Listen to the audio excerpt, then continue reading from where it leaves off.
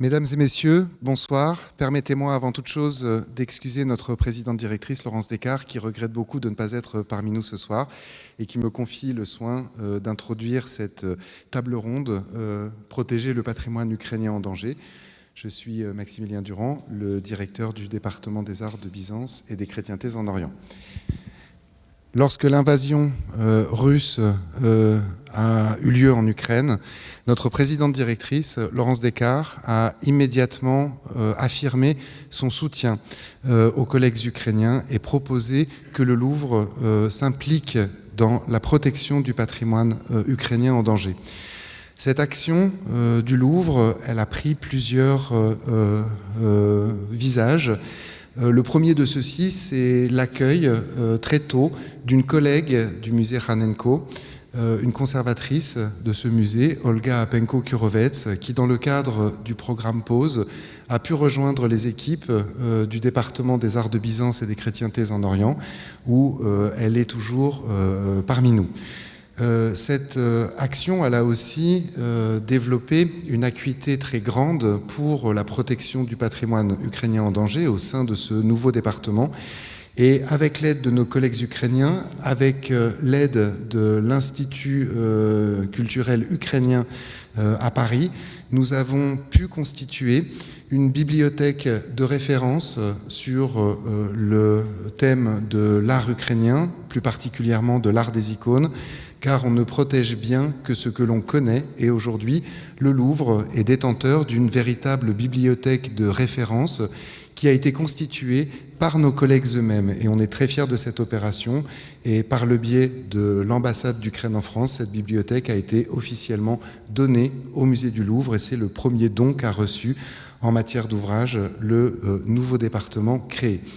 Et puis cette collaboration, ce soutien que le Louvre a souhaité apporter à nos collègues ukrainiens, il s'est aussi concrétisé par une opération exceptionnelle dont nous aurons l'occasion de nous entretenir aujourd'hui. Opération exceptionnelle qui a consisté à faire venir à Paris 16 des chefs-d'œuvre du musée Bogdan et Varvara Khanenko de Kiev pour les mettre à l'abri dans les réserves du Louvre, mais aussi pour les valoriser par le biais d'une exposition qui a ouvert ses portes à l'été, qui présente 5 de ces chefs-d'œuvre tout à fait exceptionnels, 4 icônes qui font partie des premiers témoignages de l'art de l'icône. Elles datent des 6e, 7e siècles, des icônes qui provenaient du monastère Sainte-Catherine du Sinaï et qui sont conservées par le musée Khanenko, et une icône exceptionnelle de micro-mosaïque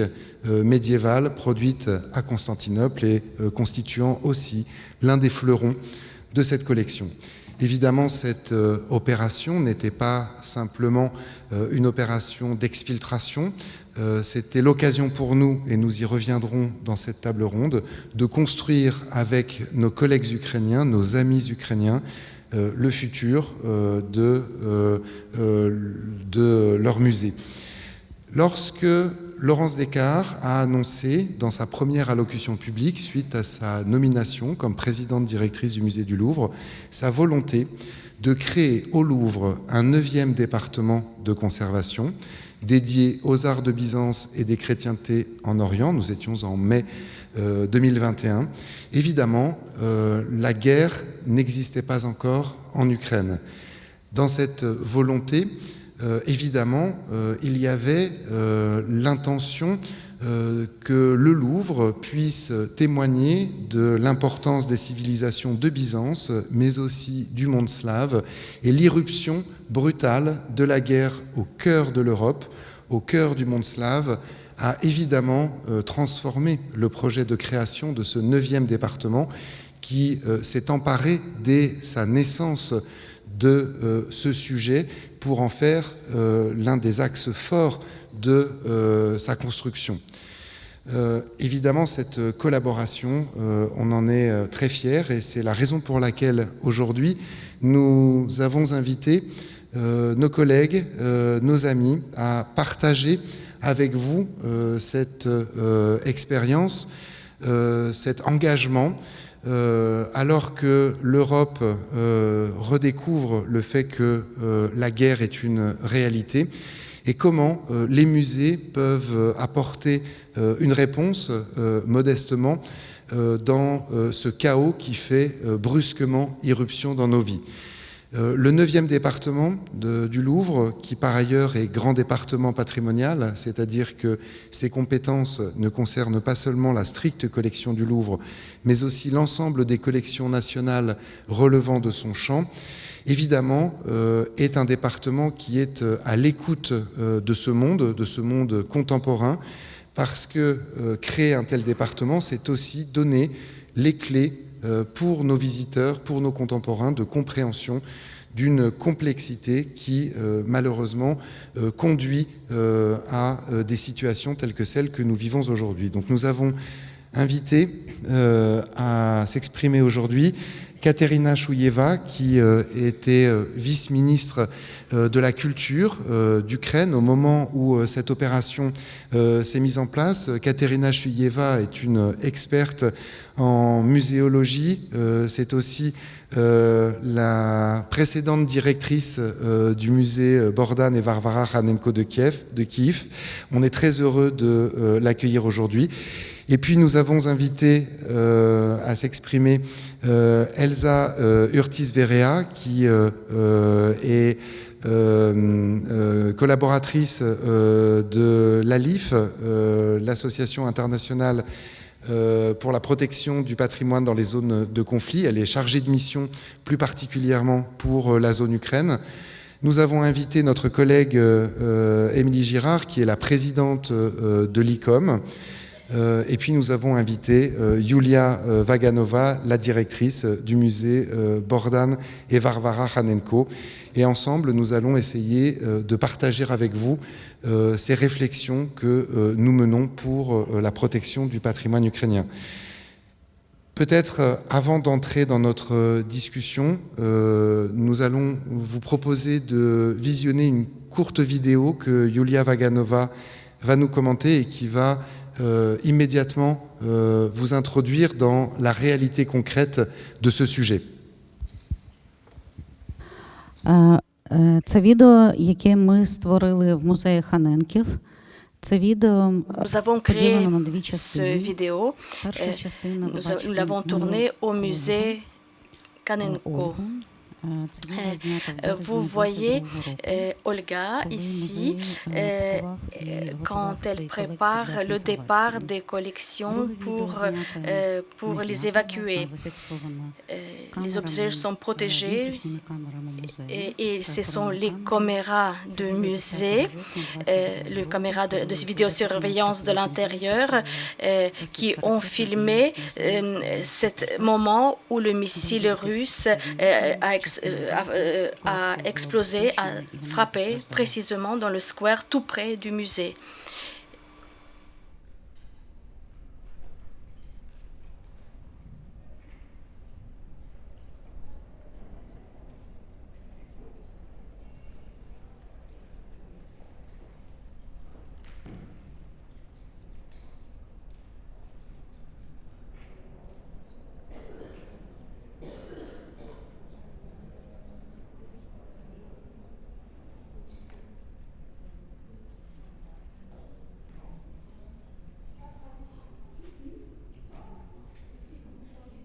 Це відео без звуку. Ensuite, c'est le vidéo sans le son, donc c'est normal que vous n'entendez rien.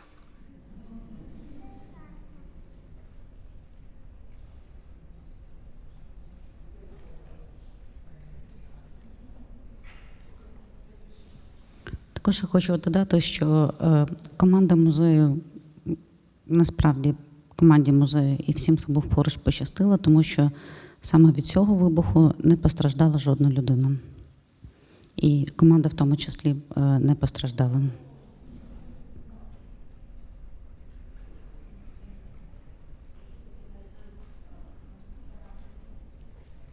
L'équipe du musée, personne n'a été blessé. C'est une grande chance que dans le cadre de cette frappe, il n'y a pas eu de blessés.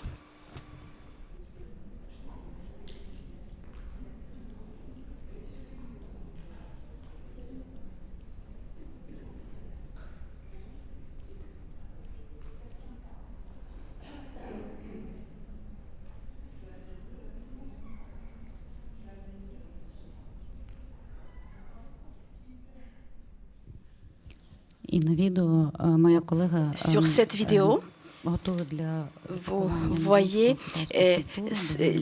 la petite statuette chinoise, c'est la déesse Guachi. Guachi, en chinois, ça veut dire celle qui peut entendre. Et cette petite statuette, elle est protégée pour partir, pour être évacuée. Merci. Merci beaucoup, Yulia.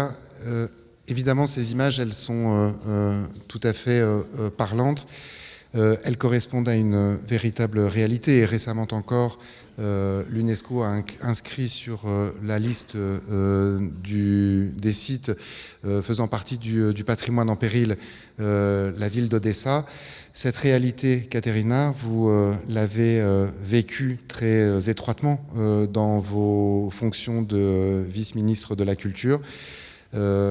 Vous avez accepté de nous expliquer quelle était cette réalité et de partager avec nous cette question et comment, au quotidien, l'irruption de la guerre en Ukraine a bouleversé la pratique des professionnels du patrimoine.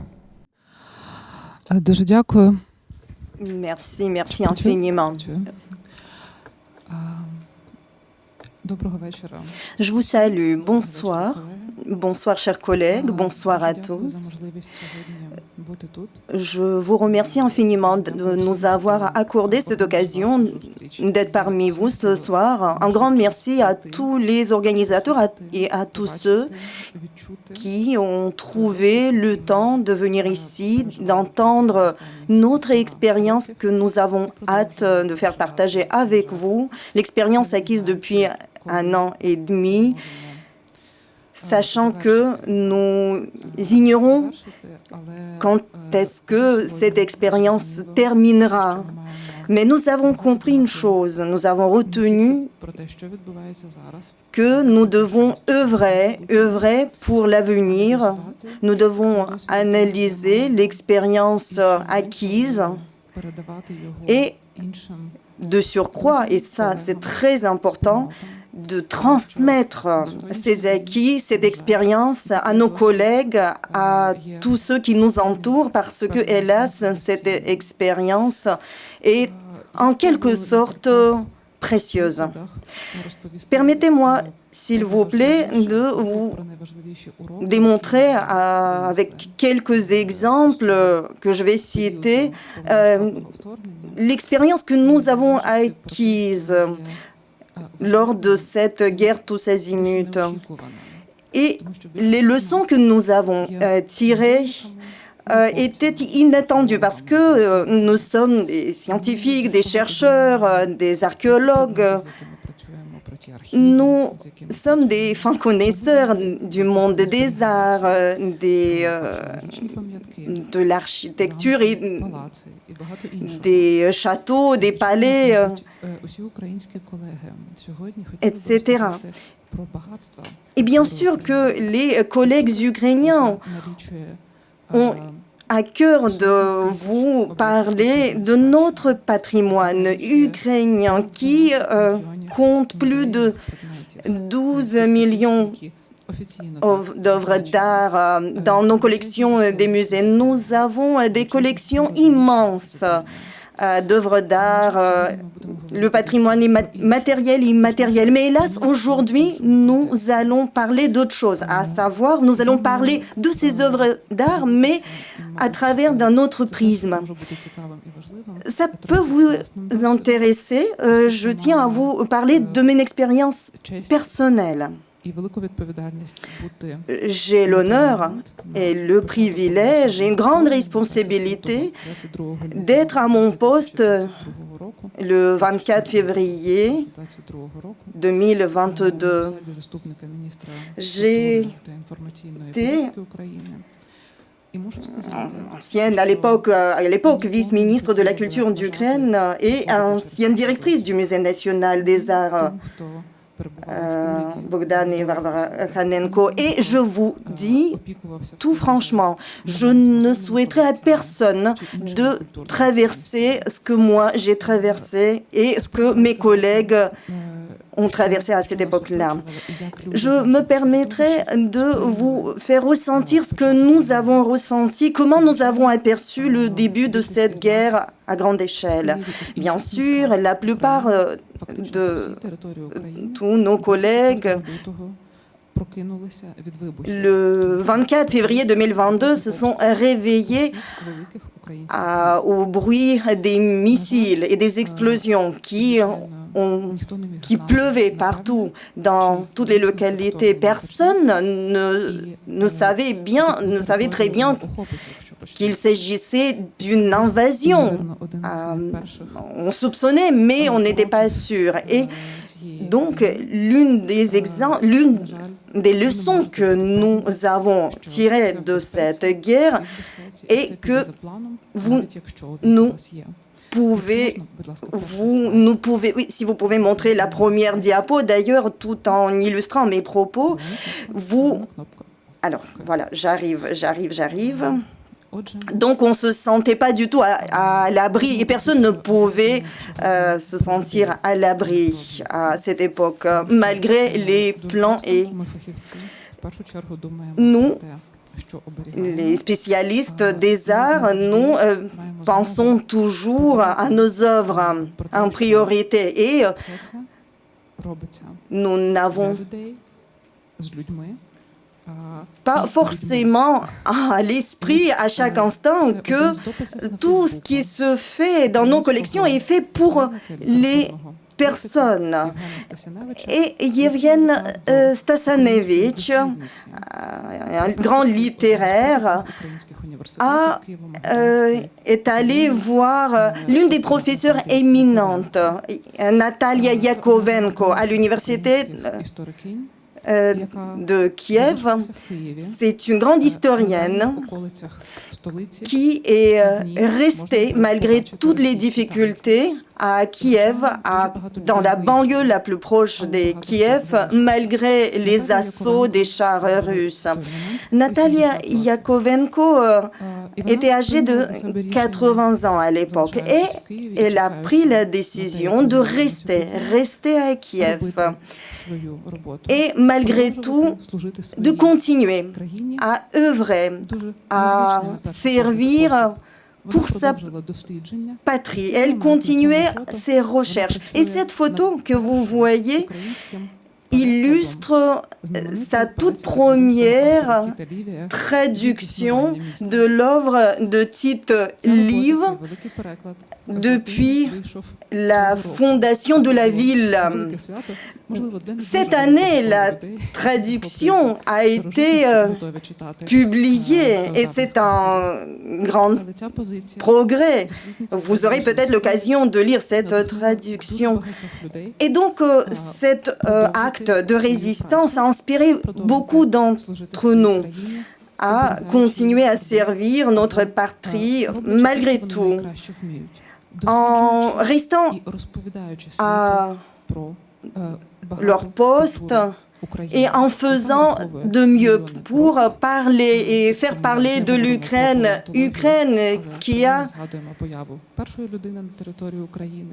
qui compte des années et des années dans son histoire riche, territoire qui était peuplé par de plusieurs grandes personnes. Et bien sûr, tous ces gens couraient un énorme risque à cette époque-là. Le deuxième élément que je voulais brièvement évoquer est lié étroitement à notre activité. Bien sûr, chaque pays a des projets et des plans de préservation des œuvres culturelles. Il peut y avoir des plans de préservation et de protection des œuvres d'art contre les désastres. Mais tout n'est pas possible. Prévoir tout ne serait pas possible. Et personne n'aurait pu prévoir une autre guerre terrible, d'envergure, en plein cœur de l'Europe, sur le territoire de l'Ukraine, avec des conséquences dramatiques, incomparables et vues uniquement lors de la Seconde Guerre mondiale. C'est un petit village, Klishivka, dans l'oblast de Donetsk, à l'est de l'Ukraine, qui a été récemment libéré par des forces armées ukrainiennes, mais hélas, il y a peu de choses qui restent debout. Là où vous voyez au milieu de cette image, hélas, nous n'avons pas une meilleure qualité à vous montrer. C'est une église du 19e siècle, une église, un monument qui reste debout, avec quelques murs seulement, détruits. Le reste est en champ de ruines. Et des localités et des villages comme cela, qui abritaient quelques centaines, voire quelques milliers d'Ukrainiens, avec des théâtres, avec d'autres sites culturels, il y en a beaucoup comme cela. Sur cette diapo, vous pouvez voir quelques chiffres, uniquement quelques chiffres recueillis au préalable par le ministère de la Culture de l'Ukraine. Les spécialistes qui sont restés sur place, malgré la situation dramatique, surtout dans le sud, à l'est, dans le nord, ces spécialistes, malgré les assauts, malgré les tirs imprévisibles, des rafales même des tirs, faisaient tout leur possible pour pouvoir suivre l'état des œuvres d'art. Et dans certaines régions, à Tchernigiv, nos collègues vivaient, campaient dans des musées pour protéger et veiller sur les collections qui comptaient des milliers d'œuvres d'art qu'on ne pouvait pas faire évacuer immédiatement. Mais malheureusement, l'avancée des troupes russes était extrêmement rapide. Et donc, à l'époque, le 24 février, le ministre de la Culture, Alexandre Tkachenko, a mené la première réunion, d'ailleurs dans les conditions de la loi martiale, pour évoquer les possibilités d'évacuation. C'était un défi colossal, insurmontable. Ça concernait les archives, les bibliothèques, les musées, d'autres sites culturels avec des collections. Et d'ailleurs, un grand nombre de ces sites n'étaient pas forcément aménagés et se trouvaient malheureusement dans des endroits extrêmement exposés ou n'étaient pas aménagés pour pouvoir mettre en place des évacuations. À présent, ces chiffres sont en train d'être mis à jour, mais au moins 824 sites du patrimoine culturel, des monuments donc, ont été soit ruinés, soit complètement détruits.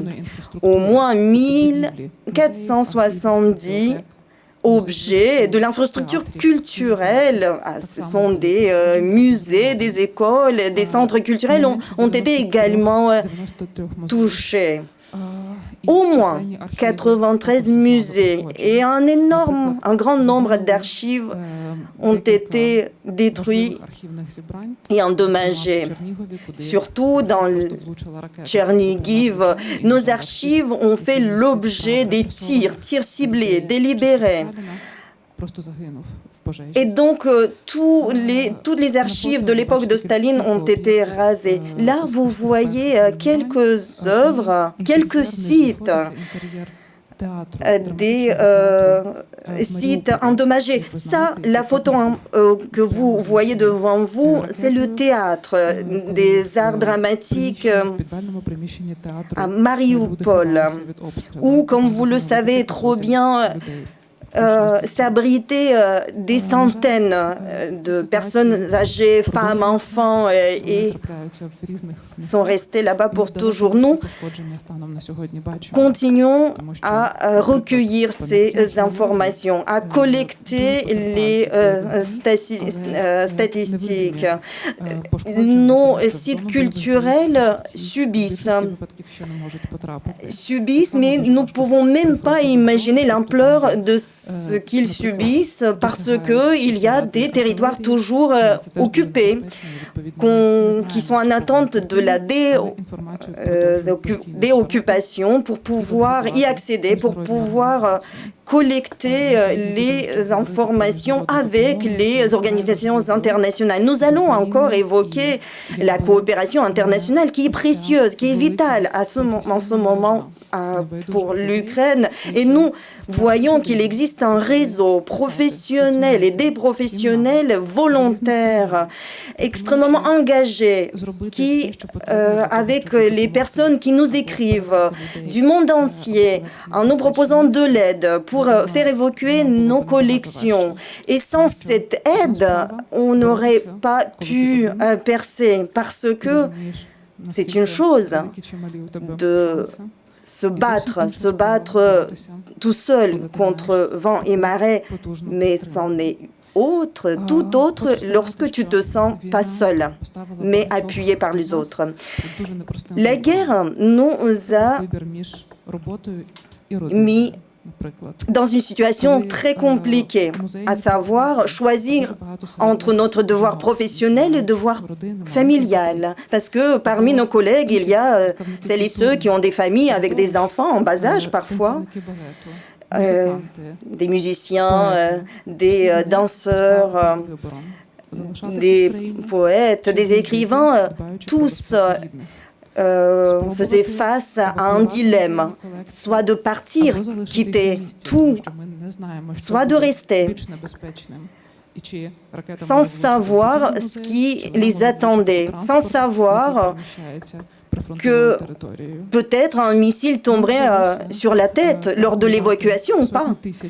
Nous avons réussi à faire évacuer des milliers d'œuvres d'art des territoires qui se trouvent à côté de la ligne de front. Et tout ce travail colossal n'aurait pas pu être effectué sans les personnes, les individus engagés. Et des individus engagés, nous en avons.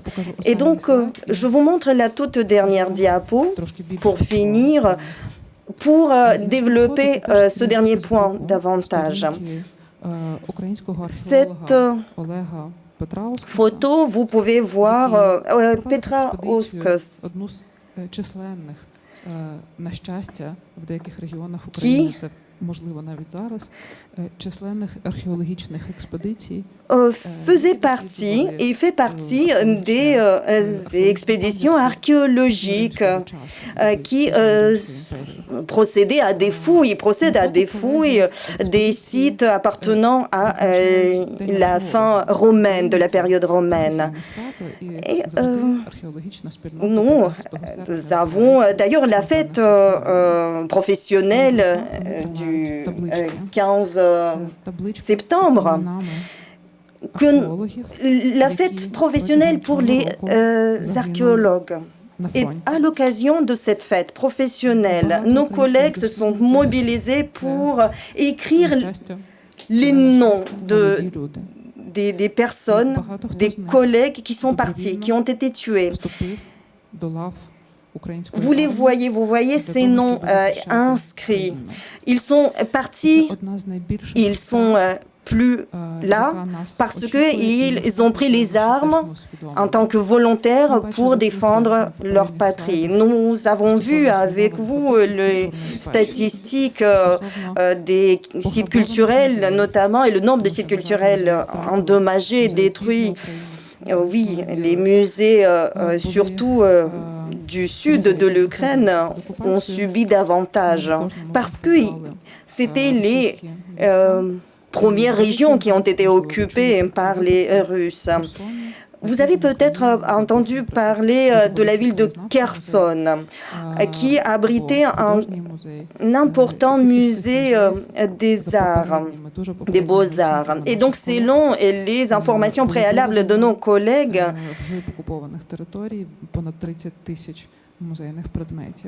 plus de 30 000 œuvres culturelles auraient été enlevées. Et donc, quel gâchis! Combien de collègues, de nos collègues, auraient pu participer à des conférences, congrès, à des événements culturels.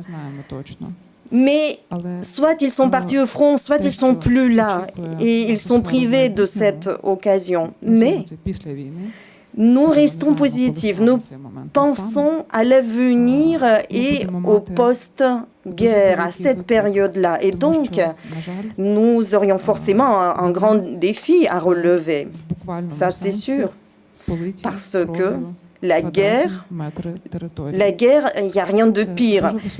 C'est le sang qui est versé et déversé tous les jours. Et le prix est immense, le prix pour vivre. En effet, nous perdons nos meilleurs éléments parmi le personnel des musées, parmi nos chercheurs, parmi les autres spécialistes qualifiés, parce que il y en a qui partent au front, il y en a qui sont plus là. Déjà, il y en a qui sont revenus mutilés et une partie de ces spécialistes est partie à l'étranger. Vous n'êtes pas sans savoir que de 7 à 8 millions d'Ukrainiens étaient partis à l'étranger, du moins temporairement, mais ils sont bloqués, ils ne peuvent pas dans l'immédiat, ils peuvent pas revenir dans l'immédiat parce que soit ils ont des petits-enfants, ils ont peur pour ces enfants, soit ils n'ont plus rien qui est resté. Et le patrimoine culturel, ce n'est pas uniquement en parlant des œuvres d'art. Le patrimoine culturel, c'est aussi une occasion de parler des hommes et des femmes. En Ukraine, nous avons un grand patrimoine culturel. Et notre objectif aujourd'hui est de comprendre comment nous pouvons préserver ce patrimoine pour préserver et conserver ce précieux lien entre les générations. Si maintenant nous ne pouvons pas assurer notre sécurité physique à 100%, au moins nous devons poser les fondations pour préserver et conserver notre patrimoine pour les générations futures. Et c'est là où, à mon sens, la coopération internationale, l'aide internationale peut intervenir parce que nous, hélas, nous ne pouvons pas être autonomes à 100% dans ces conditions. Tout seul, nous ne pouvons pas faire face à cette ampleur et envergure de pertes.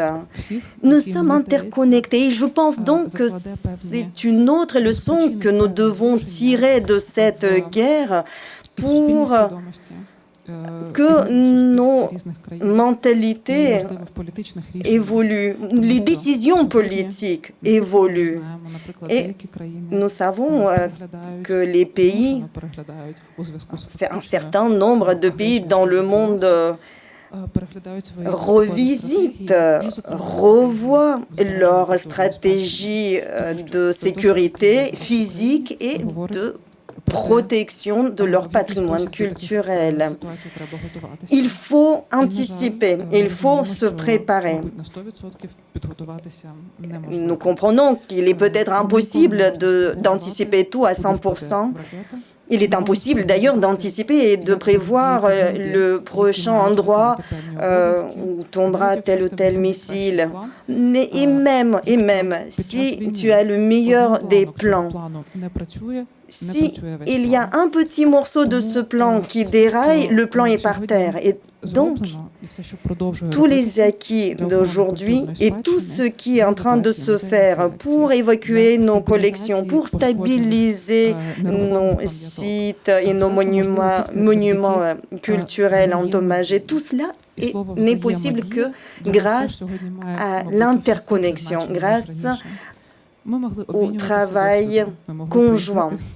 Et ce mot travail conjoint et coopération a pris tout un autre sens parce que avant, en effet, la coopération, le mot coopération se réduisait uniquement à des échanges culturels entre les pays. Mais maintenant, nous essayons d'interagir, nous essayons d'élargir le réseau de nos contacts. Et ça nous aide à réduire cet impact négatif que la guerre a apporté avec elle. Et j'ai la chance d'être parmi vous ce soir, parmi vous qui avez commencé ce travail précieux dès le début de cette guerre et de cette invasion. Parce que aujourd'hui, l'Ukraine, c'est une plaie ouverte. Parce que la guerre, c'est ce météorite qui rentre sans vous demander quoi que ce soit et qui crée des vagues. Peut-être les vagues qui se répercutent uniquement à quelques milliers de kilomètres, mais avec des conséquences bien plus lointaines. Et personne n'est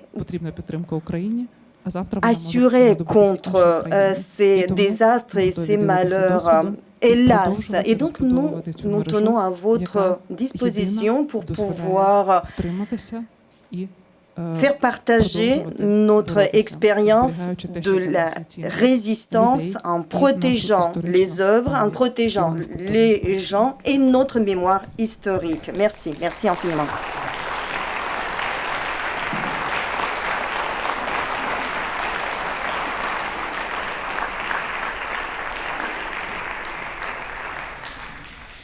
Merci beaucoup, Katerina, pour ce témoignage qui, je crois, nous a tous ému et qui force notre admiration. Vous nous avez parlé de l'extraordinaire implication des collègues qui sont restés en Ukraine pour défendre ce patrimoine précieux. Vous nous avez parlé aussi de ces collègues qui ont fait le choix ailleurs qu'en Ukraine de défendre aussi ce patrimoine et de promouvoir cette culture ukrainienne. Et ce choix est aussi un choix très important. Et peut-être pouvons-nous maintenant entendre Émilie Girard qui peut nous témoigner comment la communauté internationale, celle des musées, des professionnels de musées, a réagi à l'annonce de cette guerre, à la soudaineté de cette guerre, et comment cette communauté s'est mobilisée, notamment à travers l'ICOM, qui a été un acteur très déterminant dans la protection du patrimoine ukrainien. Oui, merci Maximilien. Bonsoir à tous. Je vais parler effectivement du point de vue de l'ICOM. Alors peut-être pour commencer un mot sur l'ICOM de présentation. L'ICOM, donc c'est le Conseil international des musées qui réunit au niveau mondial à peu près 55 000 membres. Donc ça vous donne une idée de l'ampleur de cette organisation qui est organisée entre autres en comités nationaux et je préside donc le comité français depuis l'année passée. Cette organisation internationale est régie par un code de déontologie auquel tous les membres adhèrent lorsqu'ils adhèrent à l'association.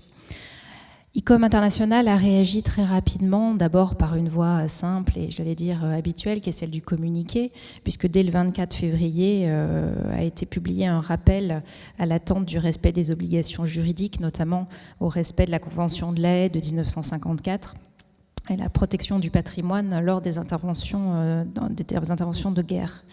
Très rapidement, les musées européens notamment se sont mobilisés. Je dis notamment parce que je crois que la mobilisation au sein de ce Conseil international des musées, elle a été très largement partagée.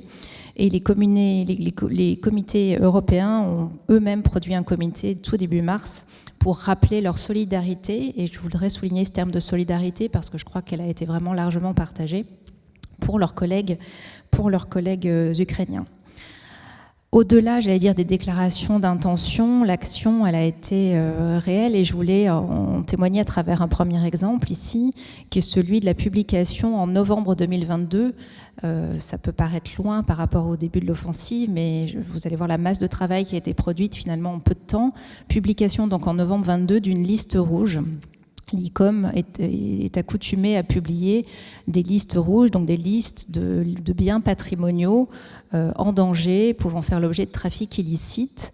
Et ICOM, et en particulier le département pour la protection du patrimoine, mené par Sophie Delepierre, à qui je voulais rendre un hommage ici pour le travail accompli, a travaillé donc avec 11 musées ukrainiens à l'établissement de cette liste qui a pour objectif d'aider les agents de police, les douanes, les chercheurs, les particuliers à identifier les biens en danger et à agir sur le trafic illicite des biens culturels. Cette liste, qui a été donc publiée assez rapidement, elle comprend 53 types d'objets appartenant à 7 catégories de biens, couvrant aussi bien les domaines archéologiques que ceux du livre, de la numismatique, des arts folkloriques et religieux, des arts appliqués et des beaux-arts. Donc on couvre vraiment une période chronologique très, très vaste à travers cet outil-là, qui va de l'art des sites jusqu'à l'art moderne. Ça vous montre un peu comment, très rapidement, aussi l'ICOM a vocation à créer, à produire des outils utiles pour les professionnels du patrimoine et pour la communauté dans son ensemble. Je vais parler maintenant du point de vue de l'ICOM France, qui a été un des comités, et je dis l'un, je veux avoir ici une posture très humble parce que je parle au nom d'ICOM France, mais tous les communautés européens se sont mobilisés, en particulier nos collègues d'ICOM Pologne, qui ont été, je pense, peut-être les plus actifs sur le soutien, en particulier dans l'accueil des professionnels ukrainiens. Et là, je tiens aussi à saluer leur action, bien évidemment. Alors l'action d'ICOM France, qui avait été portée par mon prédécesseur, Juliette Raoul-Duval, elle a commencé là aussi rapidement et elle s'est appuyée sur la volonté de prendre le contact rapidement avec les professionnels ukrainiens pour ne pas agir seul dans notre coin et d'un point de vue extérieur, mais vraiment d'essayer de répondre aux besoins qui étaient exprimés par nos collègues.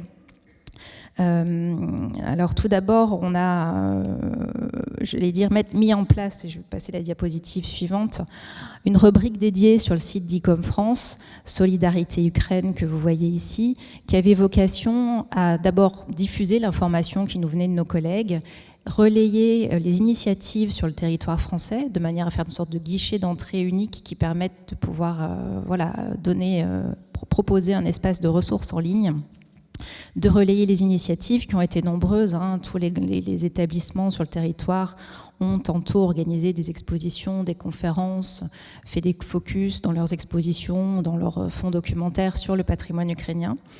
L'idée était aussi de relayer les initiatives de l'ICOM, d'ICOM France, des autres comités de l'ICOM, des musées français, comme je le disais, et de mettre à disposition sur les 2 premiers mois de l'offensive une revue de presse qui permettait là aussi de pouvoir donner des données spécifiques sur le conflit ukrainien et sur ses conséquences en termes de patrimoine muséal en particulier. Je parlais de dialogue aussi, il a été effectivement instauré rapidement puisque dès début mars, nous avons mis en place un webinaire réunissant les professionnels des musées français. Il y a 200 personnes qui avaient assisté, en dialogue avec nos collègues. Katerina a été présente et ça a été, je pense, vraiment un temps fort pour les professionnels français de pouvoir entendre très directement la voix de nos collègues. Je me souviens, Katerina, vous me direz si je me trompe, mais vous étiez dans la pénombre parce que Kiev était en couvre-feu. Donc on était vraiment plongé au plus près de ce qui se passait en temps réel. Et il était important pour ICOM France de pouvoir écouter les besoins exprimés de manière à pouvoir essayer de mobiliser la communauté des musées français pour qu'elle réponde à ces besoins-là. On a organisé 3 semaines après, 1 mois et demi, un nouveau webinaire qui avait cette fois pour thématique la question à la fois de l'accueil des professionnels ukrainiens, comment est-ce que les musées français pouvaient aider leurs collègues à venir temporairement travailler au sein de nos établissements. Et déjà, donc on était à peine 3 mois après le début du conflit, d'envisager l'après, la reconstruction, c'est-à-dire quels seraient les besoins en matière de restauration, en matière de formation, et comment est-ce que la communauté professionnelle muséale peut accompagner nos collègues ukrainiens. À la suite de ces 2 premières réunions, donc des besoins ont été exprimés, en particulier, et on le voyait dès la première vidéo que Yulia nous a montré, ce besoin de pouvoir protéger les œuvres, de pouvoir les mettre à l'abri, et c'est des besoins qui, très matériellement, requièrent un certain nombre de matériel. Et donc on a organisé, en partenariat avec le Bouclier Bleu notamment, une collecte, et grâce aussi, et je le tiens à le souligner aussi, à la société Chenu, qui est une des sociétés de transport d'œuvres d'art et d'installation, qui a mis gracieusement à la disposition de nous tous des espaces de stockage où ont été regroupés le matériel qui était proposé et offert par les musées, et qui a aussi convoyé, transporté jusqu'à la frontière polonaise l'ensemble du matériel mis à disposition. La générosité des musées français, elle a été vaste. Il y a une quarantaine d'institutions partout sur le territoire, à la fois des très grosses structures et des beaucoup plus petites, qui ont envoyé du matériel. Alors ce matériel, c'est de la caisserie, du papier bulle, du papier de soie, enfin tout le matériel dont on a l'habitude dans les musées pour protéger, transporter, et pour pouvoir agir d'une manière qui soit la plus concrète possible. Entre le 24 mars et le 13 décembre, donc, on a pu faire partir ainsi 5 convois de, au total, 75 tonnes de matériel. Donc ça vous donne une idée un peu du volume. Et on n'a pas été les seuls à le faire, hein, je le redis. Il y a beaucoup d'autres comités qui ont agi de la sorte, mais qui ont permis de pouvoir, comme ça, contribuer avec des moyens relativement simples et des choses qui n'étaient pas très compliquées à mettre en œuvre, mais à cette lutte, et j'utilise le mot sciemment, pour la sauvegarde du patrimoine. Ce travail, il a été rendu possible aussi grâce à un partenaire en Ukraine que je voulais citer, ERI, Heritage Emergency Response Initiative, en la personne de Vasil Rostko, qui a été notre interlocuteur et qui a permis, faciliter les transports, l'accueil du matériel et le fait que tout puisse se passer le mieux possible. Au total, cette opération leur a permis d'aider 24 musées ukrainiens, en particulier autour de la région de Kiev. Voilà, je voulais terminer, je voulais pas prendre trop de temps de parole parce que je pense que c'est important qu'on écoute nos collègues là encore. Mais voilà, simplement vous redire que ICOM est là pour réfléchir à des grandes questions de fond sur la déontologie de nos métiers, sur les pratiques professionnelles, mais aussi pour faire valoir ces actions de solidarité et voir comment, dans des moments d'urgence comme cela, on peut apprendre, on peut aider et apprendre aussi, et je voulais terminer avec ces mots, du courage et de la force qu'ont eu nos collègues, et on se devait d'être à la hauteur avec ce qu'on pouvait faire et avec notre métier.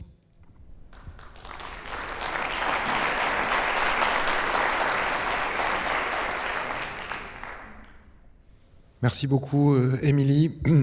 Dans cette mobilisation internationale, l'ALIF est un acteur tout à fait important. C'est un partenaire régulier du Louvre. Nous avons des actions en commun sur d'autres régions. Pour autant, l'action que vous menez en Ukraine est une action qui a été presque immédiate et qui est importante, déterminante même. Est-ce que vous pouvez nous présenter cette action ? Merci beaucoup, avec plaisir. Je vous remercie pour l'invitation. On est très heureux d'être là ce soir. Je représente ALIF, qui est une fondation et une organisation internationale basée en Suisse. Juste un petit mot de contexte. Effectivement, on a été créé après la destruction massive du patrimoine, notamment au Moyen-Orient et au Sahel. On n'imaginait pas travailler en Ukraine, évidemment. Néanmoins, on s'est mobilisé très rapidement. Et avant de vous présenter en quelques images ce qu'on a fait à ce jour, j'en profite d'avoir nos collègues ukrainiens pour vous assurer du soutien d'ALIF aussi longtemps que nécessaire. Et je pense notamment aux jours heureux de la paix et aux efforts de réhabilitation qui devront être faits pour vous rendre votre patrimoine.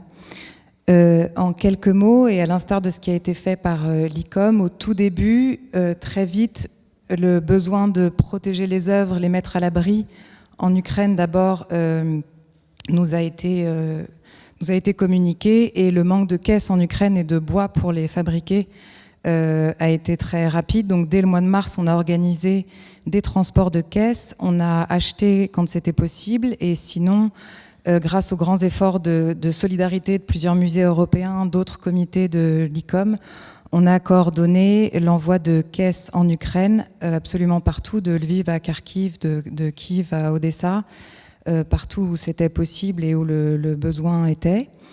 On a aussi beaucoup collaboré avec la ville de Genève, qui nous a donné toutes les caisses qu'ils avaient en réserve dans tous leurs musées. Il y a plus de 300 caisses qui sont parties dès le début du mois de mars. Là, vous voyez des caisses qui arrivent, du Louvre notamment. Certaines sont parties directement de Paris jusqu'à Odessa. On a pu fournir du matériel à plus de 300 musées, archives, bibliothèques, mais aussi du matériel de sécurité, des générateurs pour contrecarrer les coupures d'électricité qui sont nombreuses, pour que les systèmes de sécurité puissent continuer à fonctionner, et aussi pour la bonne conservation des œuvres, et évidemment du matériel d'emballage. On a également mis aux normes plus de 9 espaces de stockage, des grands espaces de stockage permettant aux musées d'évacuer leurs collections sur le territoire ukrainien. Beaucoup plus récemment, on l'a évoqué, les bombardements qui ont touché le port d'Odessa ont endommagé beaucoup de musées du centre-ville. Donc on a créé avec un partenaire sur place qui s'appelle Museum for Change, mené par Alexandra Kovalchuk, un fonds d'urgence pour qu'ils puissent en quelques jours stabiliser les monuments qui avaient été endommagés, et notamment couvrir les fenêtres et parfois les toits qui laissaient les bâtiments, vous le voyez là, à ciel ouvert. Et on est en contact quotidien, et cette aide continue puisque les bombardements continuent. On a aussi organisé la création de 4 ambulances du patrimoine. Ce sont des vannes comme cela, il y en a 4. C'est le Centre national de recherche et de restauration qui mène ce projet. Ils sont des véhicules qui sont équipés de matériel de restauration. Ils ont 4 branches, une à Kiev, une à Odessa, une à Kharkiv et une à Lviv. Et ces véhicules leur permettent d'aller directement sur place où les œuvres ont été endommagées, pour mener sur place ou dans leur laboratoire des restaurations d'urgence.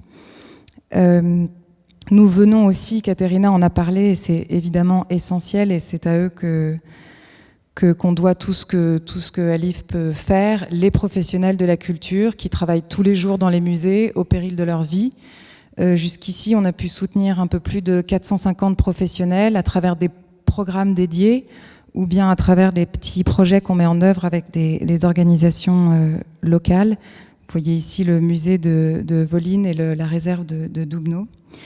On a aussi quelques projets de stabilisation, où quand les bâtiments sont endommagés directement par la guerre, on en a parlé très brièvement, mais aussi des bâtiments qui sont quasiment laissés à l'abandon, qui étaient en cours de restauration. Ces projets-là ont dû stopper à cause de la guerre, et donc on les identifie avec des partenaires locaux, et avec des experts, on met en place des projets de stabilisation jusqu'à ce qu'une conservation puisse être organisée. On a également des projets de numérisation 3D avec un partenaire local, là, en l'occurrence, qui s'appelle Skeiron, en vue de pouvoir, quand ce sera possible et si nécessaire, avoir des projets de réhabilitation. Et on participe aussi à l'effort général mené par le ministère de la Culture de numérisation. C'est très important qu'il y ait des traces numériques des collections quand elles sont encore accessibles, ou bien des inventaires des musées, des bibliothèques et des archives. Et un dernier mot sur le musée Kanenko, et je laisserai évidemment Yulia et Maximilien en parler mieux que moi. Nous sommes venus en aide au musée à donc 3 reprises. La première au tout début de la guerre, justement pour leur apporter des équipements et du matériel d'emballage. Puis quand le musée a été touché par un bombardement au mois d'octobre, qui correspond à la vidéo que Yulia nous a montrée au tout début, pour couvrir les fenêtres et le toit. Et puis plus récemment, quand le Louvre nous a contactés Et vous l'avez dit, Maximilien, avec qui on a des projets très importants de réhabilitation du musée de Mossoul, notamment, ou la sécurisation du site de Byblos, c'est le musée national de Beyrouth, et qu'on a su qu'il y avait cette opération avec le musée Kanenko. On était évidemment partant pour venir en aide financièrement à ce projet très important. Merci beaucoup.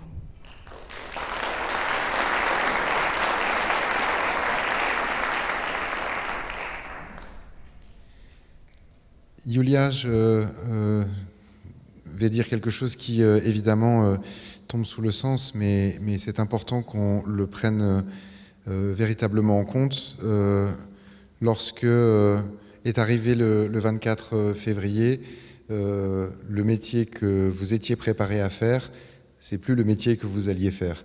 Et finalement, être directrice d'un musée national important, avec une collection remarquable comme le musée Hanenko en temps de guerre, qu'est-ce que ça veut dire? Comment dirige-t-on un musée en temps de guerre? Et est-ce que vous acceptez de partager avec nous cette expérience que malgré vous, vous vivez et qui, là aussi, force vraiment l'admiration? Добрий день ще раз, колеги. Chers collègues, je vous salue à nouveau.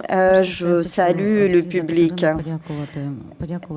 Je tiens tout d'abord à remercier les spécialistes, tous les spécialistes pour le soutien, et notamment tous les pays également, surtout la France, pour l'aide accordée qui nous permet de continuer à travailler professionnellement. Je voulais rappeler une chose. Cela fait 9 ans que la guerre sévit en Ukraine, qui a commencé avec l'annexion illégale de la Crimée, avec les territoires occupés dans le Donbass. Cela fait 1 an et demi depuis le début de la guerre de grande envergure. Et bien évidemment, il est impossible de tout simplement mettre à l'abri toutes les œuvres d'art et toutes les collections, mais nous comprenons aussi, et cela très bien, qu'à la fin de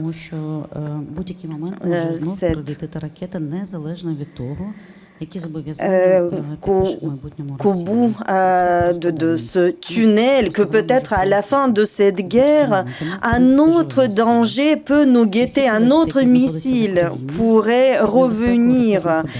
Et toutes les œuvres protégées, pas protégées, indépendamment des localités où elles se trouvent, à l'est, à l'ouest de l'Ukraine, à présent, toutes ces œuvres culturelles sont exposées et en cours de graves risques.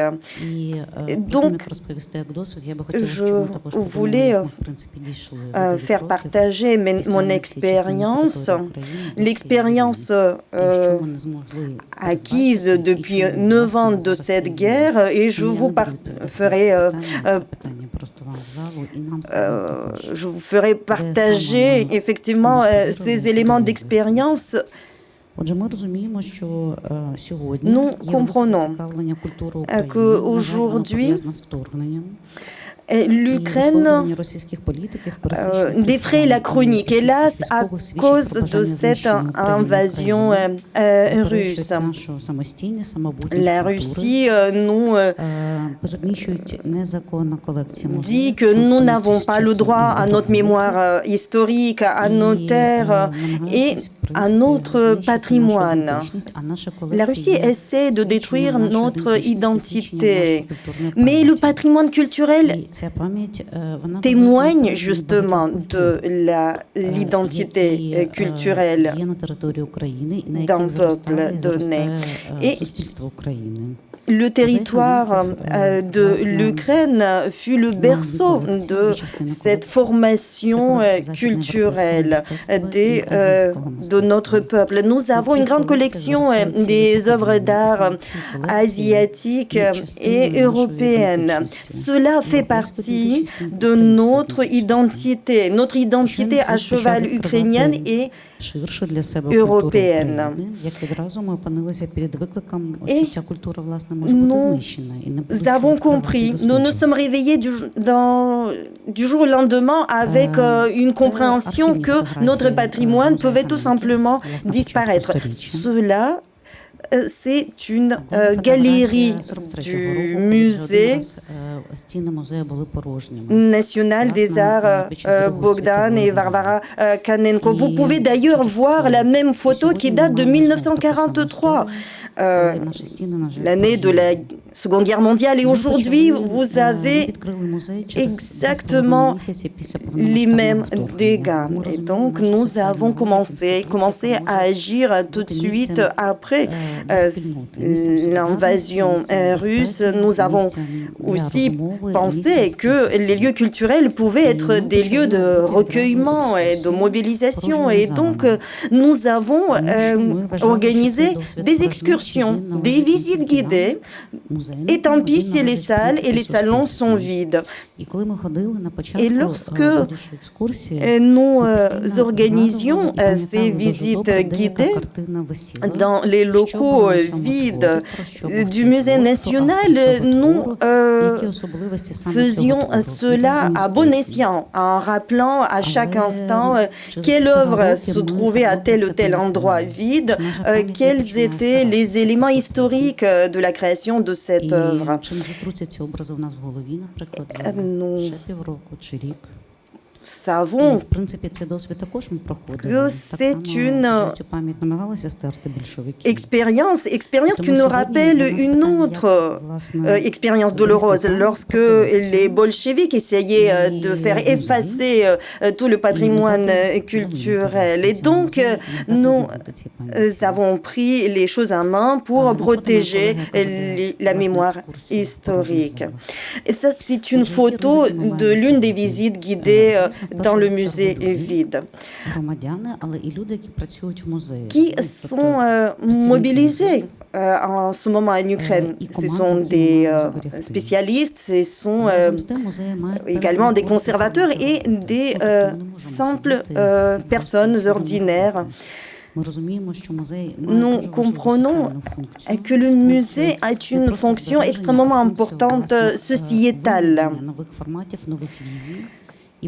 pour pouvoir ensemble trouver des solutions, de nouveaux concepts fédérateurs. Cela, c'est un autre événement fédérateur que nous avons d'ailleurs organisé du mois de mai jusqu'au mois d'octobre 2022 dans les cours intérieurs du musée. Nous sommes donc animés par notre devoir premier, à savoir de préserver le patrimoine culturel et nos collections. Ce travail continue, mais a pris une autre forme. C'est un changement assez important pour notre personnel, notamment notre personnel a dû se revisiter même, notamment en commençant par travailler avec des œuvres d'art contemporaine. Alors, comment est-ce qu'on peut changer de fonction? Comment est-ce qu'on peut changer de cap tout en ne pas se transformant en musée national des arts contemporains? Parce que, en effet, nous avons nos objectifs initiaux de préserver les collections anciennes. Mais à chaque fois, lorsque nous travaillons avec des auteurs contemporains, nous faisons un travail de sélection.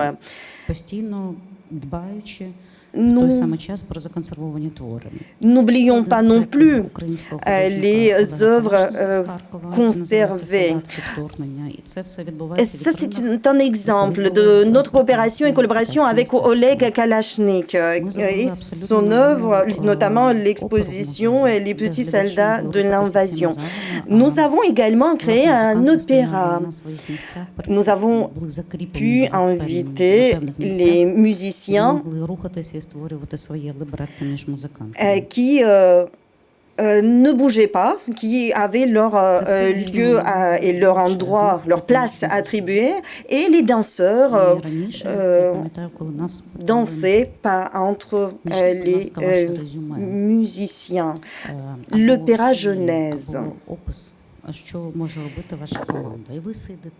Alors, en parlant de votre rôle ou mon rôle du directeur ou directrice, eh bien, à chaque fois, quand vous choisissez un thème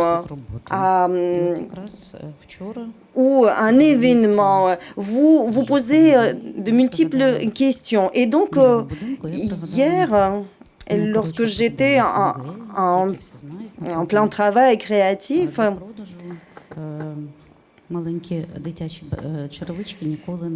j'ai pensé à des petites chaussures rouges, ce qu'on dit en anglais never worn, jamais porté. Et j'ai pensé à un projet, Run Museum During the War. C'est un concept qui dit gérer le musée pendant ou à l'époque ou en temps de guerre. C'est ça mon projet futur qui m'anime. Je vais peut-être même écrire des mémoires là-dessus. Maintenant, en parlant des archives, vous n'êtes pas sans savoir que les missiles tombaient à côté de l'université principale de Taras Shevchenko à Kiev. Et la coopération également était très importante avec les collègues de l'UNESCO, les collègues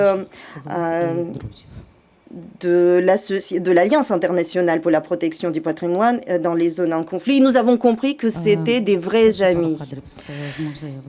Quelques images encore de notre musée après les frappes.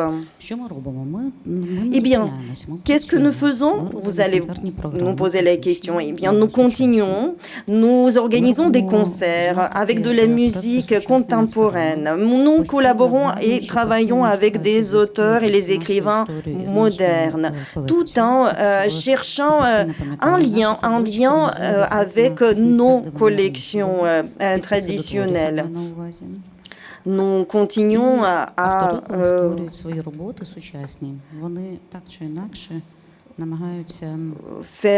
travailler avec des archives et les écrivains, les nouveaux écrivains qui nous rejoignent dans ce travail essaient de rendre hommage aux anciennes collections. Maintenant, vous pouvez voir sur ces diapos les images avant et après. C'est frappant. Une autre œuvre incroyable,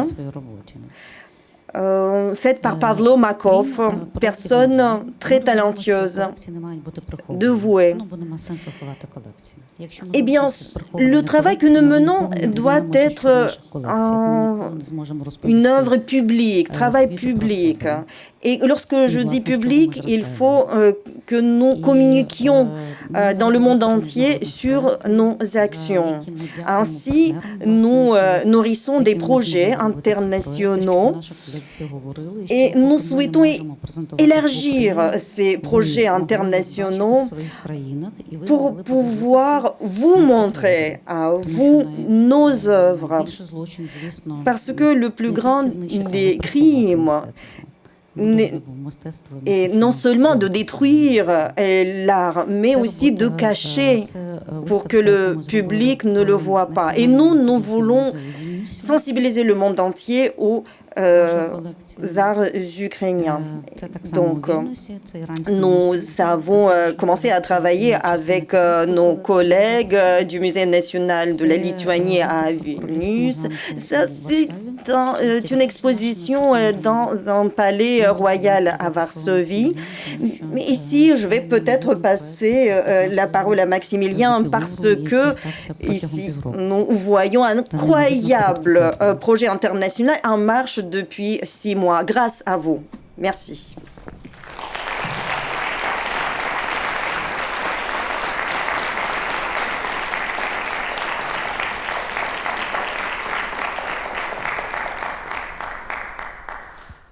Merci beaucoup, Yulia. Et nous voyons à quel point il est important que les missions qui sont les vôtres puissent rayonner dans ces temps si particuliers. Et c'est précisément l'une des actions de ce rayonnement que nous avons pu construire ensemble. Et j'en éprouve une grande fierté. Évidemment, je vous l'ai dit, lorsque l'annonce de la création du département a été faite par notre présidente directrice, la guerre n'existait pas encore en Ukraine, pas sous la forme que nous connaissons aujourd'hui. Évidemment, je vous ai rappelé ces quelques étapes qui ont permis de montrer cet engagement voulu par la présidente, et le département des arts de Byzance et des chrétientés en Orient était tout à fait désigné pour l'accompagnement que nous pouvions apporter à nos collègues.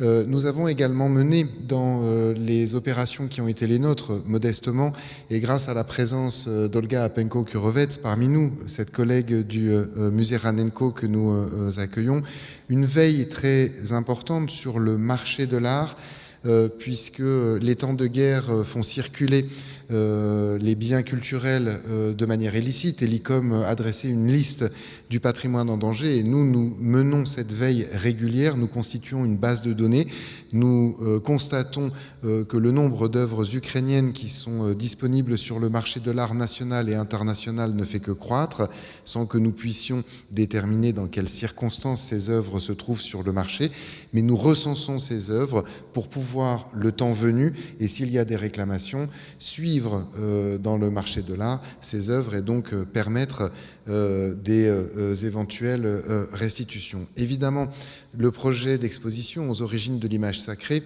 a été l'action la plus importante que nous avons menée ensemble. Cette action, elle est avant tout une collaboration sur le long terme, et c'est bien ce que nous souhaitions faire. C'est ce que nous avons affirmé lorsque la première dame d'Ukraine est venue avec le ministre de la Culture rencontrer la présidente Laurence Descartes au musée du Louvre, et qu'a été signé un Memorandum of Understanding indiquant la volonté de collaboration du Louvre et de l'Ukraine, et plus précisément à travers le musée Ranenko et ces liens que nous tissions. Nous avions déjà, lors de la signature de ce Memorandum of Understanding, mis en œuvre ce projet.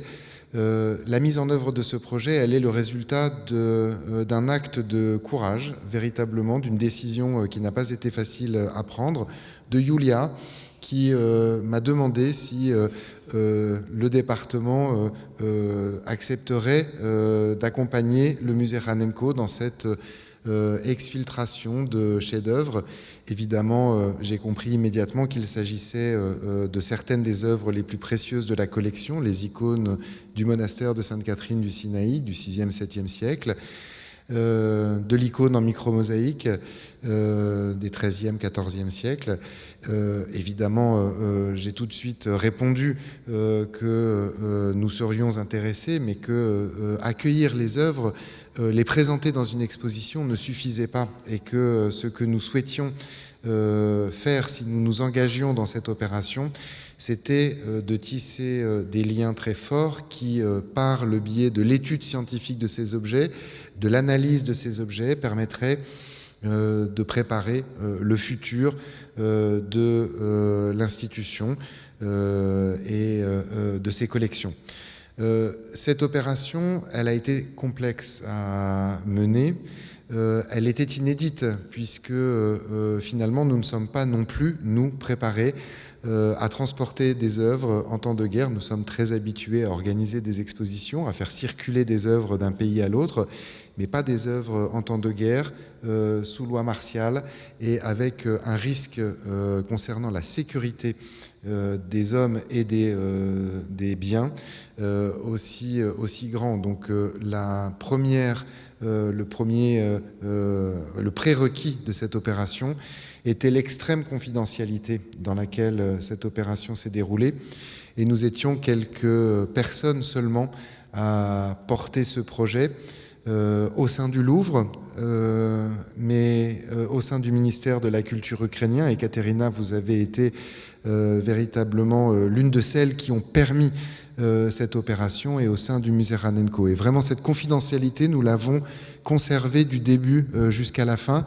Vous nous avez accompagnés, l'ALIF, dans cette confidentialité. Vous avez été immédiatement un partenaire de cette opération. On vous en remercie vivement. Sans vous, elle n'aurait jamais eu lieu. Vous avez permis de contourner certaines des difficultés. Elles étaient nombreuses. D'abord, signer une convention qui puisse refléter exactement la nature de cette opération. Une convention dans laquelle le prêt concédé au Louvre, puisqu'il s'agit d'un prêt, devait, pour vous donner un exemple des complexités qu'il a fallu résoudre, être inscrit dans une temporalité. Pour combien de temps ce prêt avait-il lieu ? L'idée étant de préserver ces œuvres aussi longtemps qu'elles sont en danger. Dans les complexités, évidemment, trouver un assureur qui couvre l'Ukraine, ça n'est pas la moindre des difficultés à contourner. Trouver un transporteur qui inspire la confiance à la fois du Louvre, de nos partenaires ukrainiens, et qui puisse assurer le transport et qui puisse préparer cette opération dans la plus stricte confidentialité. Trouver le meilleur moyen d'acheminer les œuvres depuis le musée Ranenko jusqu'à la frontière polonaise, puis de la frontière polonaise jusqu'à Paris, en traversant l'Europe sous escorte, une escorte armée. Bref, toutes ces opérations ont été complexes à mener. Et puis en interne même, monter une exposition sans prévenir personne des équipes qui doivent construire la muséographie, la médiation, le graphisme, ça n'est pas très aisé. Donc nous avons dû imaginer comment cette exposition pouvait avoir lieu sans que nous ayons aucune idée de la date à laquelle cette exposition pourrait avoir lieu, puisque tout cela dépendait de la mise en œuvre. Et évidemment, cet événement est un événement modeste par le nombre d'œuvres présentées, mais important par la portée symbolique de l'événement, par la portée politique.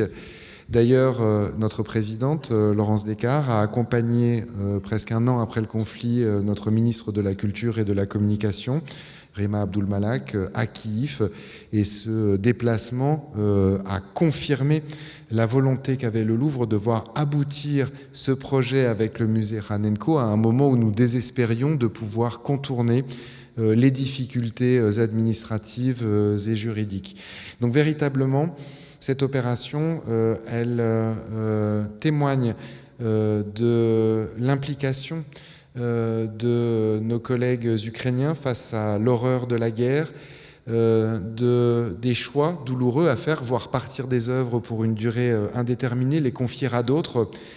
Ça n'est pas une décision facile. Vraiment, Yulia, vous êtes admirable d'avoir pris cette décision, de nous les avoir confiés, d'avoir confié ces trésors de votre collection, et d'avoir souhaité que nous construisions ensemble un programme d'analyse, un programme d'études qui permettra de connaître mieux ces chefs-d'œuvre des premiers temps de l'art byzantin. Ces œuvres ne sont pas des œuvres ukrainiennes d'origine, elles ont été peintes dans la Méditerranée orientale, peut-être en Égypte, peut-être à Constantinople.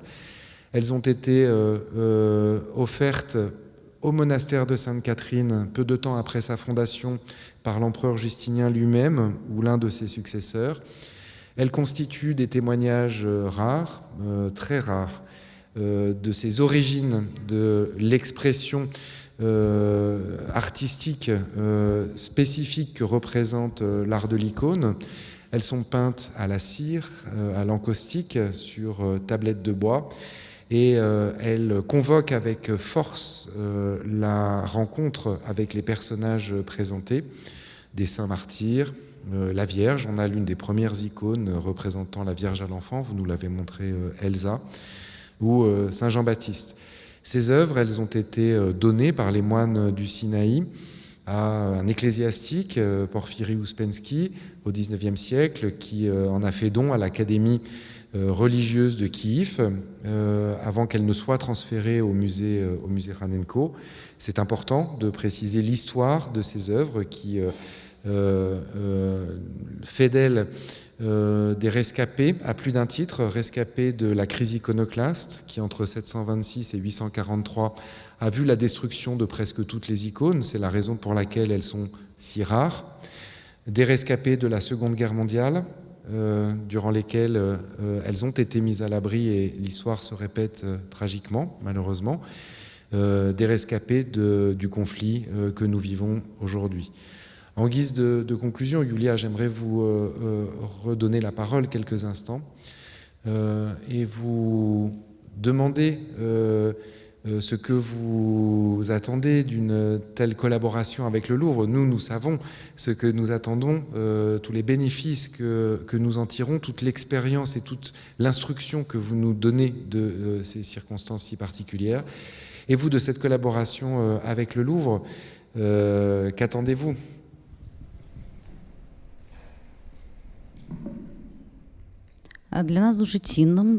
C'est absolument précieux pour nous, cette collaboration.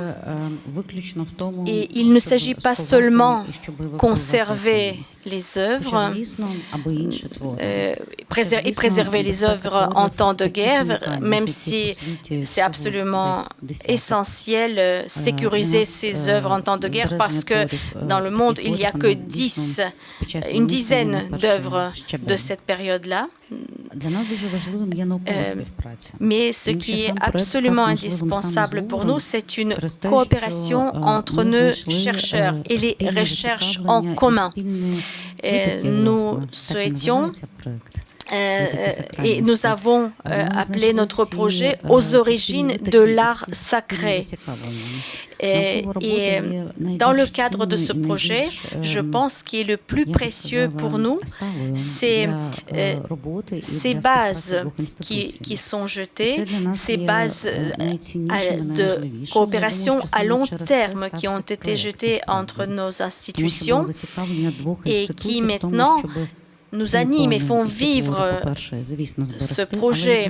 Donc il s'agit non seulement de conserver ces icônes, mais aussi de les étudier ensemble, de les inscrire ensemble dans l'histoire de l'image sacrée de Byzance, dans l'histoire générale des icônes, d'établir des liens, des échos qui existent entre ces œuvres et d'autres œuvres, donc de les contextualiser. Et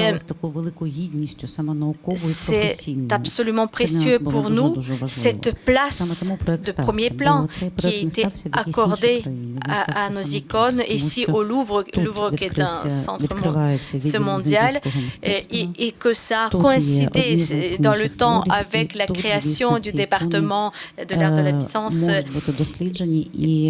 Et c'est absolument unique comme occasion, comment ces œuvres se sont retrouvées là, juste au moment de création du département de Byzance, et que grâce au travail de recherche commun entre nos spécialistes, ils pourront être étudiés, restaurés, et nous comprenons combien c'est important déjà à ce stade d'évaluer leur état, dresser cet état de lieu. Est-ce qu'ils ont besoin de restauration? Quel type de restauration?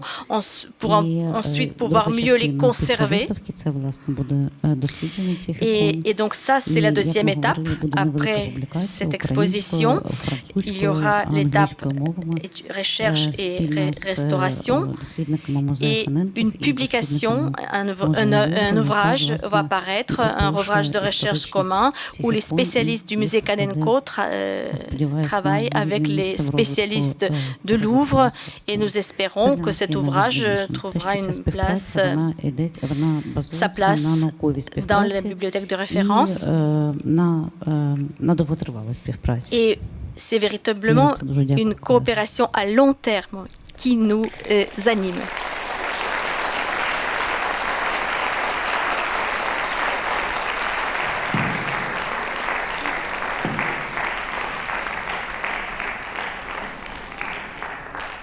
Katerina, par le rôle que vous avez joué, que vous continuez à jouer, je vous donne le mot de la fin.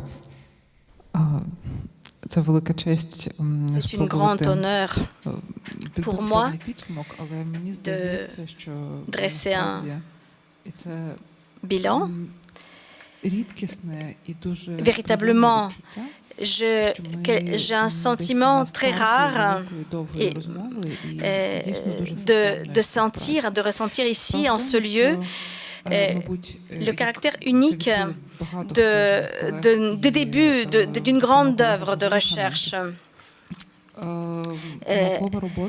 Vous savez, le travail de chercheur, c'est un travail qui est au cœur de chaque spécialiste des musées et qui est notre quotidien.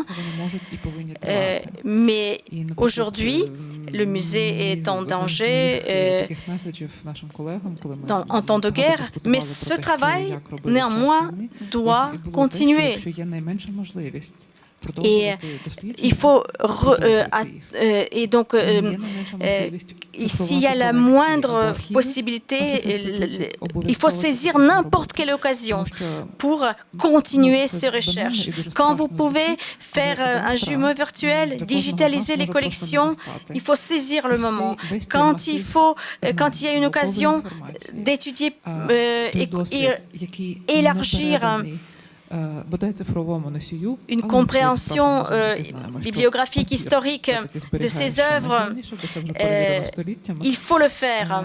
Il faut se prémunir de toute éventualité.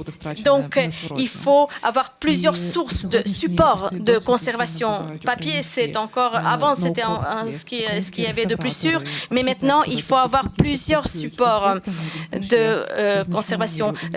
Tous les restaurateurs et les régisseurs des collections ukrainiens ont maintenant une toute nouvelle conscience, une conscience aiguisée de conservation de patrimoine. C'était un défi énorme pour nous. Tout ce qui n'était pas fait pendant des décennies, maintenant il faut le faire très très vite. Et par exemple, mes propres recherches, les recherches de mon mari, qui est archéologue de formation, portaient sur la Crimée. Et en fait, depuis 2014, je n'ai plus accès à mon terrain de recherche, ni moi, ni mon mari. Parce que moi, je me spécialisais sur les églises des grottes de la période byzantine. Mon mari, il est archéologue qui se spécialise aussi sur... Et toutes les œuvres que nous avons étudiées étaient dans les collections de musées de Kherson, qui d'ailleurs était considéré comme patrimoine de l'UNESCO immatériel. Et ils ne sont plus à notre disposition, ils ne sont plus sur la main. Et malgré tout, il faut continuer nos recherches. C'est pour ça, tout en étant dépossédés, nous sommes maintenant en possession d'une nouvelle énergie, d'une nouvelle mission Et nous pouvons ici avoir accès à des sources vraiment exemplaires de systématisation de la tenue de collection, des régies des fonds, de la tenue de collection. Ça nous inspire énormément. Et ceci nous inspire. Et quand on revient aux histoires de collection, même si ce sont des collections qui ne couvrent pas notre terrain, ne couvrent pas notre terrain et n'ont pas de lien, ils n'ont pas forcément de lien avec l'Ukraine, mais c'est quelque chose qui fait appel à nos nouvelles compétences et donc c'est un travail pour l'avenir, pour la préservation du patrimoine ukrainien. Aujourd'hui, c'est quelque chose de naturel pour nous de coopérer très activement et en Ukraine et dans le réseau européen. Et en fait, le monde est devenu très étroit parce que les spécialistes du monde entier nous viennent en aide, sont interpellés par ce qui nous arrive et se sont tout de suite engagés. Et même s'il est beaucoup plus difficile maintenant de venir en Ukraine parce qu'il n'y a pas d'avion, et malheureusement encore pendant très longtemps, on ne sait plus quand est-ce que les connexions seront rétablies, on ne sait pas quand est-ce que les choses reviendront à la normale. Et par exemple, aujourd'hui, pour arriver de Kiev jusqu'à ici, il faut 48 heures. Souvent, les connexions sont tellement difficiles qu'il faut toujours prévoir une nuit sur la route. Et maintenant, nous voyons comment tous les différents employés du chemin de fer ukrainien, des bus ukrainiens, ils font comme nous. Ils restent à leur poste, ils font de mieux pour continuer le service, pour continuer leur activité, pour que le pays vive. Voilà, je cite cet exemple, c'est que nous, vraiment, nous ne sommes pas uniques dans notre mission. C'est tous les Ukrainiens, ils font leur job au mieux. Et après la guerre, je pense, nous aurons un défi immense de reconstruire le pays avec le volet restauration, ce qui concerne le patrimoine. Et c'est un défi immense pour, dans l'entretemps, de conserver ces œuvres. Vous avez vu l'exemple de l'église en bois. Il faut comme ça décider quand tout, par exemple, toute l'infrastructure est détruite autour, que deviendront certains sites, certaines villes, que deviendra l'habitat. C'est une stratégie. Il va falloir repenser les pays à l'aide des architectes, des urbanistes, des muséographes. Il faut avoir tous ces aspects en tête pour l'après-guerre, mais c'est un défi immense. Quand on regarde la taille des défis, quand il s'agit de transporter une collection d'un point A à un point B, déjà en Ukraine c'était difficile, mais quand il faut transporter à l'étranger en temps de guerre, comme Maximilien l'a vraiment très justement souligné dans son propos, c'était des défis complètement nouveaux pour nous. Le travail des restaurateurs, le travail au quotidien, ces gens-là restent à leur poste, dans leur laboratoire, dans leur régie et continuent de conserver, restaurer. Et sur les diapos d'Elsa, nous avons vu justement des véhicules qui pouvaient permettre aux restaurateurs de travailler. Et les frappes, malgré les frappes terribles dans de nombreuses régions, les restaurateurs résistaient, continuaient à travailler. Maintenant, nous savons qu'en France, la France accueille des restaurateurs collaborateurs ukrainiens pour qu'ils puissent suivre une formation. Et c'est une action extrêmement importante, primordiale même pour l'avenir. Nous savons que uniquement conjointement, ensemble, nous pourrions restaurer un certain nombre d'œuvres avec nos partenaires internationaux. Et malgré la douleur, nous avons remémoré les leçons de la Seconde Guerre mondiale. Et récemment, j'ai vu l'une des œuvres qui restait de la Seconde Guerre mondiale. C'était d'ailleurs une bicyclette qui datait de cette époque-là, mais une bicyclette n'est pas ordinaire. La bicyclette qui a permis de véhiculer et transporter des vivres à ceux qui se battaient, à ceux qui résistaient. Et donc maintenant, cette bicyclette fait partie de la collection du musée en France. Et donc, je pense que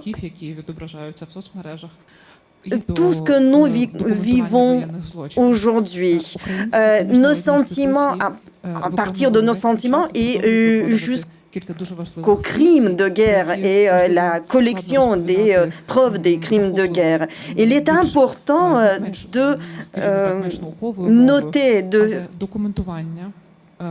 documenter ces événements, ces éléments d'information. Il est important de collecter, recueillir les témoignages sur du vécu et les témoignages des crimes de guerre.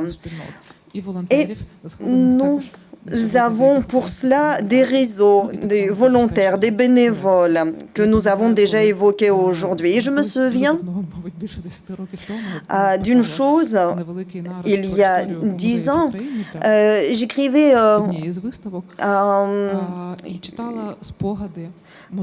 une publication sur la mémoire historique de l'Ukraine. Et pour cela, je lisais les histoires des bombardements de la ville de Lviv à l'époque de la Seconde Guerre mondiale. Et je me souviens de ce ressentiment. J'avais peur, je tremblais de peur parce que j'imaginais le chaos que ça provoquait à l'heure de la Seconde Guerre mondiale. Et maintenant, hélas, c'est notre réalité. Et donc, notre objectif aujourd'hui est de survivre et de créer les conditions pour aller de l'avant. Merci, merci infiniment pour vous, pour cette occasion de vous en parler.